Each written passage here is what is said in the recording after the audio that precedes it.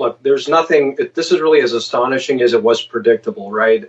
And in my situation, not only did I actually plead to something that was a complete setup, but you actually have people who were involved in that sitting in prison right now, including people like Peter Strzok's boss, Charles McGonigal, who was sentenced over 6.5 years in prison. And I think we're going to have a lot more shoes that are going to drop now. They have people like Kash Patel at the head of the FBI, Gabbard at DNI, and of course, John Ratcliffe over at the CIA, because I think Ben's made a very good point that these aren't isolated agencies. They actually coordinate, they work together. And if one agency is extremely corrupt, then obviously the other one is likely doing the bidding of that one. And when you have USAID involved, USAID, just based on what we have found, this was an agency, Eric, that was less than 1% of the federal budget.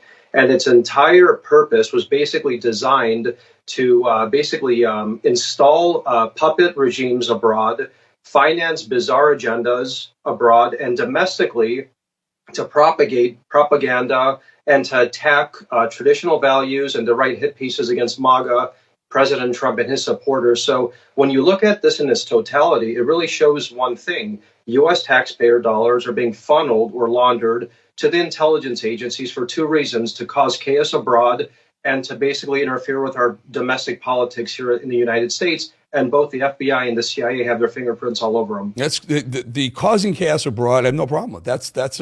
For me, that's a great idea.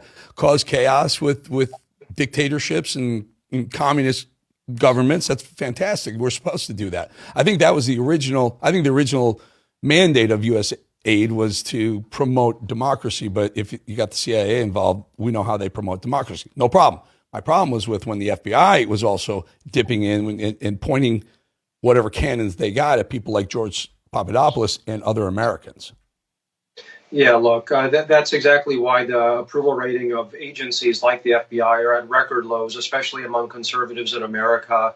The Department of Justice is seeing record low approval ratings. And this not only affects our republic and how we function as a republic, but the rule of law, how cases are actually brought in front of judges, the credibility of witness testimony, FBI agent testimony. This all goes to the hearts of our country and our laws and our Constitution. And that's why, Eric, it's so important, and why President Trump made reforming the DOJ, reforming the FBI, the CIA, rooting out the corruption and the rot such a massive campaign issue, when in normal times this wouldn't even be a discussion. This would be an afterthought. We would be talking about the border. We talk a little about foreign policy, economic policy. But President Trump made this a major campaign promise,